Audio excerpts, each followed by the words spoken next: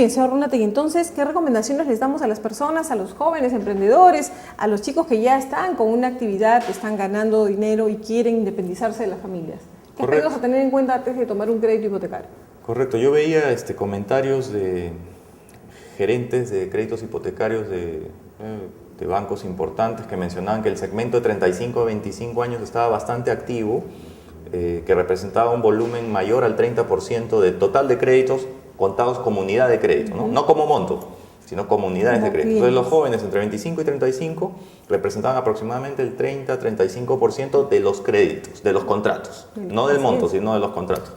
El monto del crédito sí era relativamente pequeño porque entre 25 y 35 tal vez la capacidad de poder consumir unidades de vivienda de mayor valor no es tan alta en la mayoría de casos. Están comprando viviendas de 50 metros cuadrados.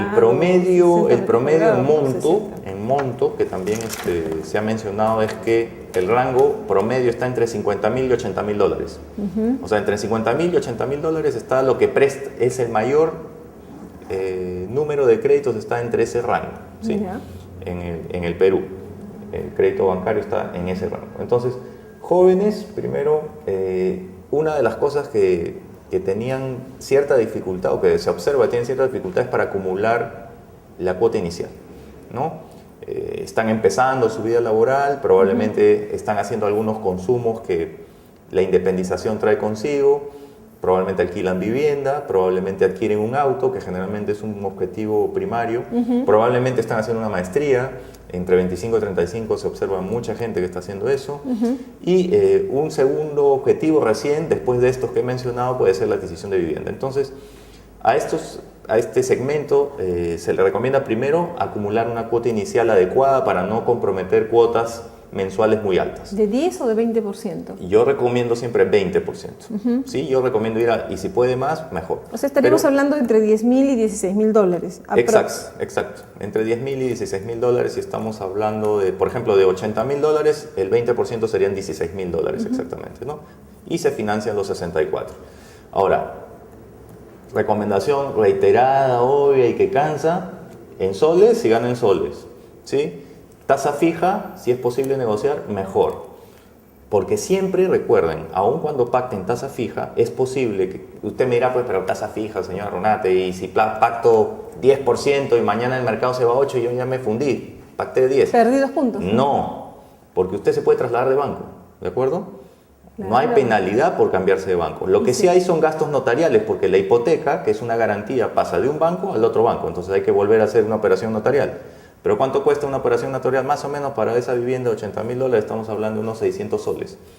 No es mucho, pero estoy cambiando. Entonces, no es que si usted pacta tasa fija... Y dos puntos de la tasa de interés en la cuota, ¿cuánto puede significar?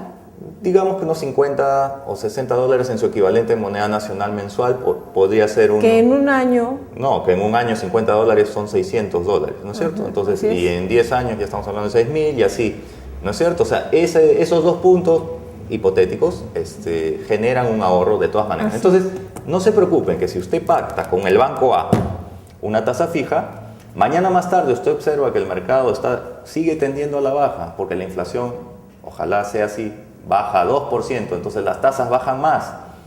Y usted dice, uy, ya me fundí, pacté con el banco A 10% y el mercado ahora está al 8%. No, usted puede ir a negociar con otros bancos, a ver qué tasa le ofrecen, ¿sí? Y eventualmente trasladarse del banco A, donde tenía 10%, al banco B, donde puede obtener 8%. ¿De acuerdo? Esas son las reglas del mercado, y el mercado opera no solo para las empresas, también para usted, consumidor, siempre y cuando esté bien informado. ¿Qué otra recomendación darle al público, por favor? Otra recomendación es tener en cuenta los costos asociados, no solo la tasa. Normalmente entre la tasa y la TCA hay una diferencia de entre 1.5 a 2 puntos adicionales por el tema de seguros, gastos notariales y algunos otros cargos. Entonces, si la tasa promedio, yo dije en soles, está en 9.26, la TCA para un crédito de, digamos, 120,000 soles, que es el ejemplo que tengo acá, se va a 11.8. O sea, ya está subiendo aproximadamente 2 puntos y medio más, ¿sí? Entonces, esa es la tasa de costo efectiva. La tasa de costo efectiva, entonces, además de la tasa de interés, suma los seguros y otros cargos, y eso puede significar entre 1.5 o 2 puntos más adicionales. Entonces estaríamos hablando de una tasa de costo efectivo promedio de 10%, 10,5% aproximadamente.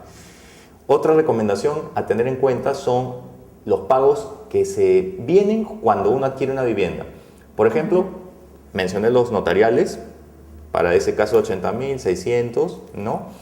Y soles. La tasación, que también pueden ser otros 300 soles para ese mismo caso de $80.000, el monto del departamento, digamos. Entonces ya van 900 que hay que pagar ahí nomás al inicio.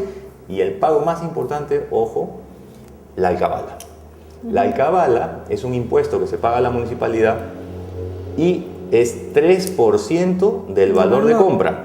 Del valor de compra, ¿ok? Entonces, si son $80.000, el 3% son $2.400. A eso se le deduce a 80.000 para el cálculo de los impuestos 10 UITs. La UIT está en 3.650 soles este año. O sea, a 80.000 lo transformo a soles, le resto 36.500 y a lo que me queda le cargo 3%.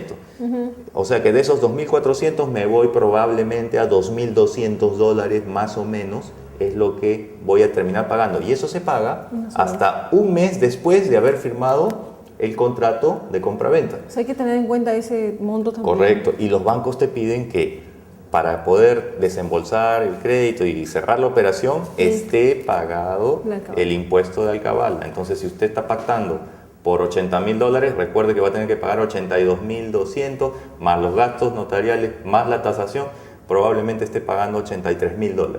No 80.000, 83.000. ¿Qué puede hacer?